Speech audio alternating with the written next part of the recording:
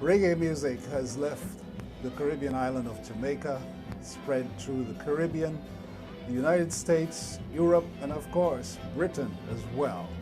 Today on CaribNation TV, we talk to Maxi Priest, who is taking reggae music not only through Britain, but worldwide. Maxi Priest coming up next.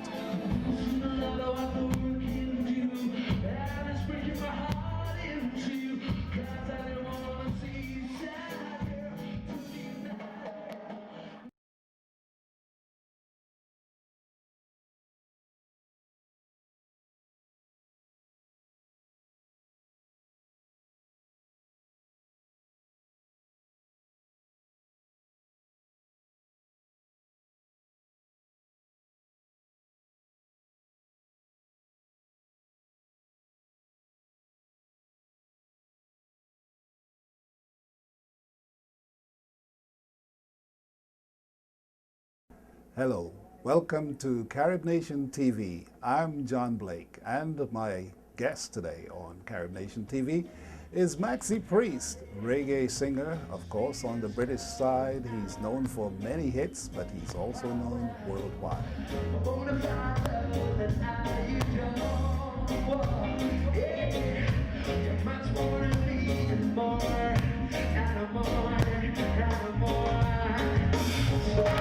Maxi Priest, welcome to CaribNation TV. Good to have you with us, man. It's great to be here. Yes. It's really What a wonderful show to be we here. had on stage there at the Howard Theater just Thank you. a few minutes ago. And I had a good time.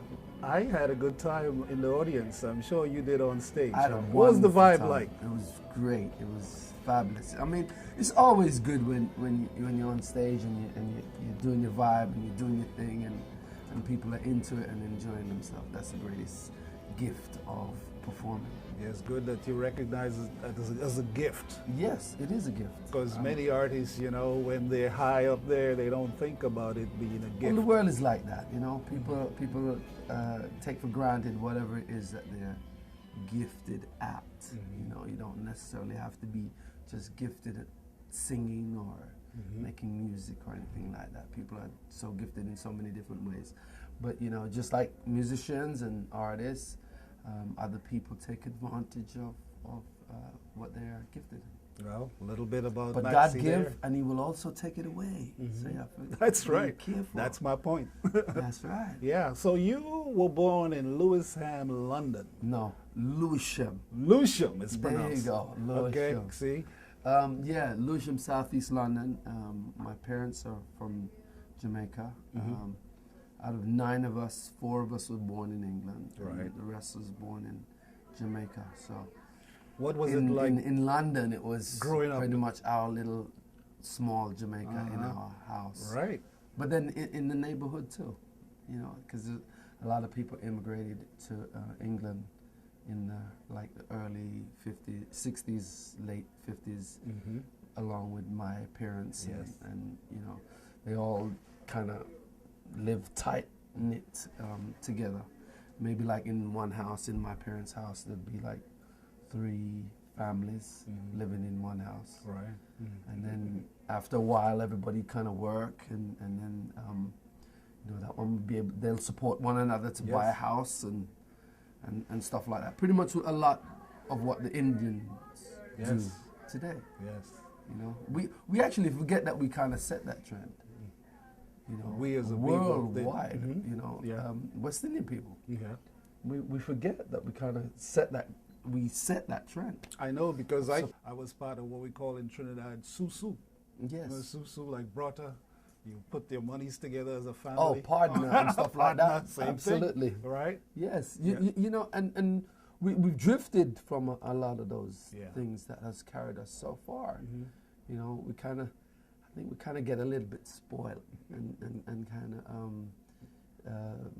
you know, kind of misplacing. Yeah, we say westernized in the U.S. Yes, I mean, you know, we say the same kind of thing too, but I just kind of want to bring it up as a point to kind of say, well, then, you know, we need to kind of go back to some of the Sure. traditions, because life is a circle. You know, it's a circle, and you know, all things come back again. And, use them as new. This was an everlasting smile. Gotta give thanks for the way you touch my life with your love.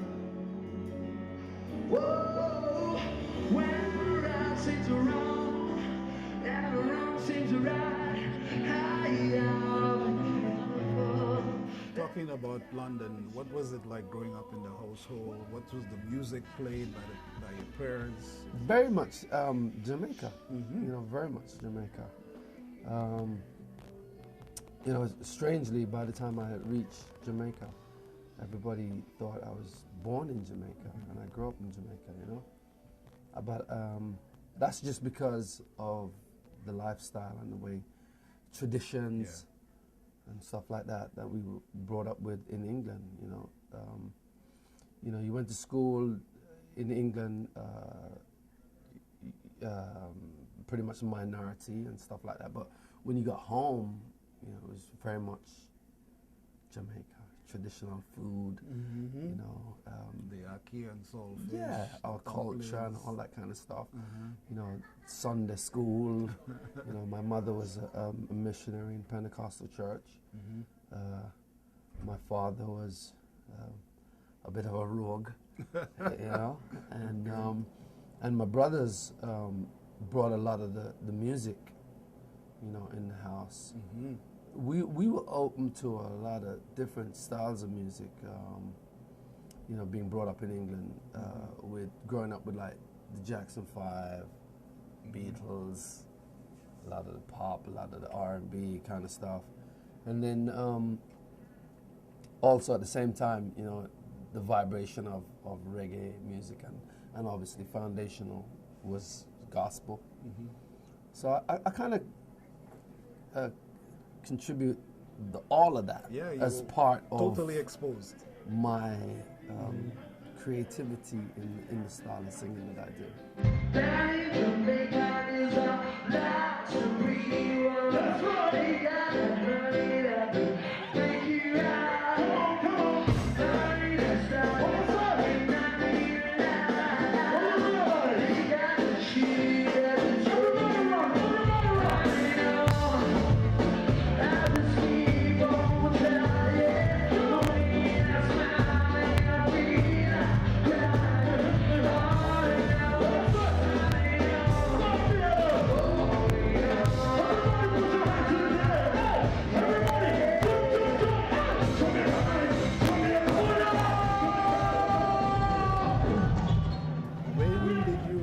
You had that talent of singing? It's strange because from a very early age, you know, back in the days it was like, you know, I don't want to talk too much about back in the day. It's like way back, you know, we didn't have so much entertainment as we do have today. Right. And, you know, you would, in a family of 9 brothers and sisters, you know, we'd be into like, you know, putting me on stage on a box or something like that. Right. Talent show. And yes, very much so. You know, and my sisters would always ask me to sing some Jackson 5 or something like that, or some Motown stuff, and then my brothers would be into like a lot of Dennis Brown, Burning Spear, and, you know, John Holt and all that kind of stuff. And then, of course, my mom would be there like, sing something gospel, sing something gospel. You can't sing them devil music there. So, you know, it was I'd like to think it was very rounded, you know. Sounds like a typical Caribbean family. Yes. Well-rounded. Yes. Now, you have 2 sons. No, I got 8 kids. So I lost track. So I got 6, you got 6 more sons and 2 girls. Okay. Let's get it straight. All right. We don't want to leave out nobody. And I got 7 grandkids. Check we that. know about Marvin, who's singing in Australia, right? How is he doing? He's doing very well, you know. I'm proud of all of them, all of them individually, whether being in the music business or not, you know. They're doing great at school, college, university, and also, you know, on the entertainment side of things. I'm absolutely proud of all of them, you know. None of them not carry me to jail.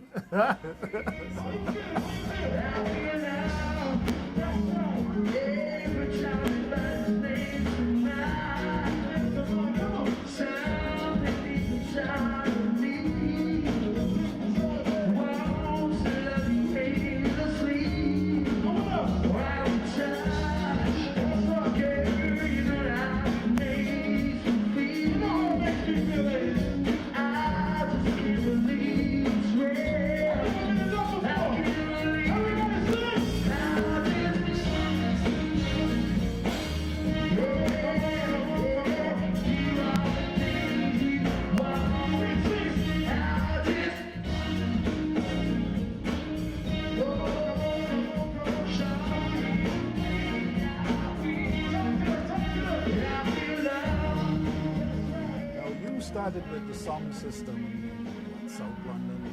Yeah. Yeah, tell us about that. And well, also that was a part of identity. Yes. You're in England, and people telling you go home. You're not from here. Go back on the banana boat. You're not welcome here. We all heard it. Strange. It was really strange, We forget a lot of those times and a lot of the things that we went through, and a lot of things that we take for granted now, in comparison to a lot of the things that we had to struggle through. I just wanted to say that because it was all part and parcel of growing up, and with the sound system as well. The sound system was very much an identification for us, a sense of belonging. We're from somewhere. Yeah, that's right. We are somebody. And that's very much what the sound system did. And then, to be able to springboard from sound system and move into recording and signing to major record companies, and then exposing or beginning to gain exposure worldwide and kind of echo that small little place in London, southeast London, where we came from. It's been an amazing roller coaster, But I consider myself blessed.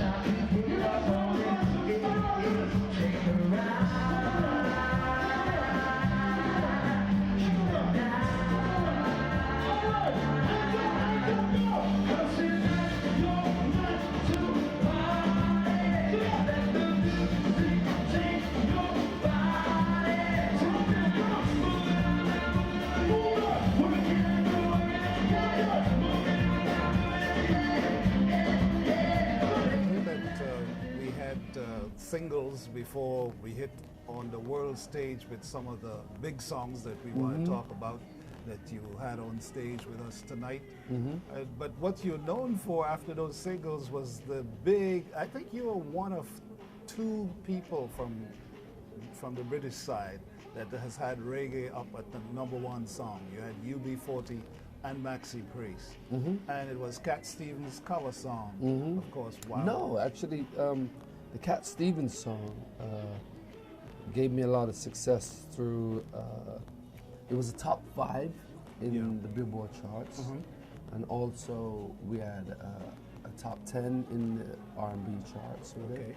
But funny enough, we also was in the country western charts. I would expect that. Well, I didn't. I know.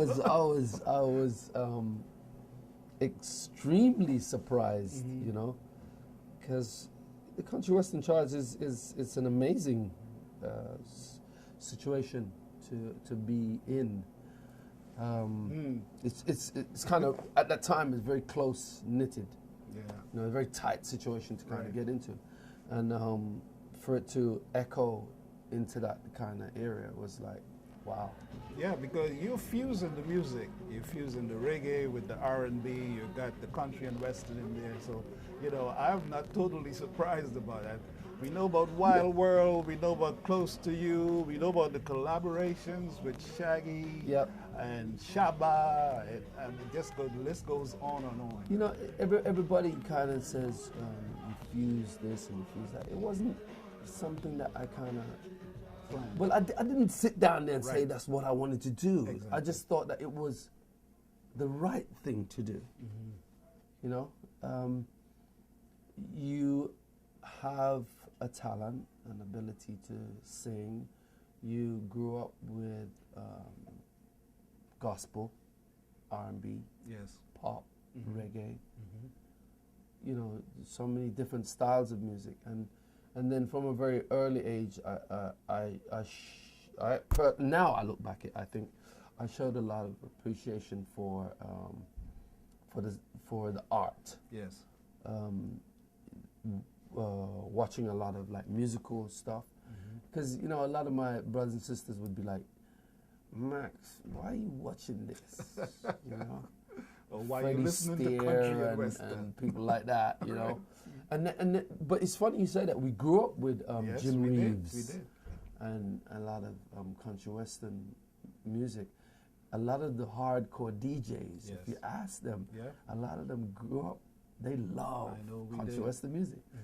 And I just thought it was a natural thing to try and kind of like use my experiences from these different genres of music Yeah. and put it together.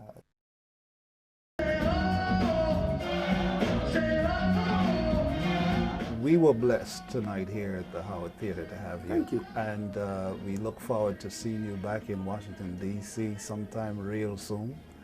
I want to I've wish had a you the good best. time in Washington. Over the years, I've had some great Yes, times. I know you did. I remember you in the summertime down at the plaza. Yeah, And you gave know, it back. and from day one, I remember when we did our first world tour with Sly and Robbie and Yes. Freddie McGregor and those cats, and it was just, I mean, that was a whirlwind for me. That was like, you know, wow. Who would have ever thought that? You know, and I lost my mom like about 22 years of age. Okay. And you know, and things really started to happen after that.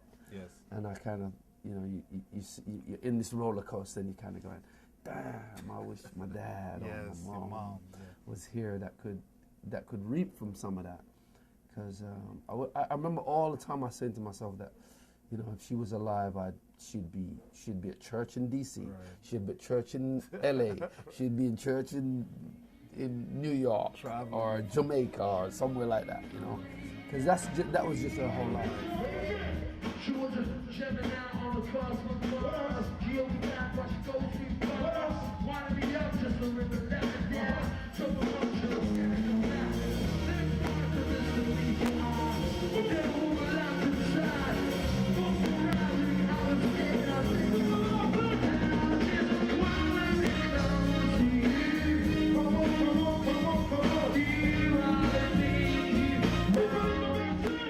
Well, Maxi, I want to thank you for spending these few minutes with us on CaribNation TV, and I'm looking Bless. forward to seeing you again in the near future. And I hope so too. And you know, I really want to say thank you to people of DC for their support of not only for my music but for reggae music. Yes, and thanks for keeping the music alive on the British side. God bless. Peace. My guest today on CaribNation television has been Maxi Priest, reggae entertainer and singer, of course, not only on the British side, but worldwide. We thank you for watching CaribNation TV.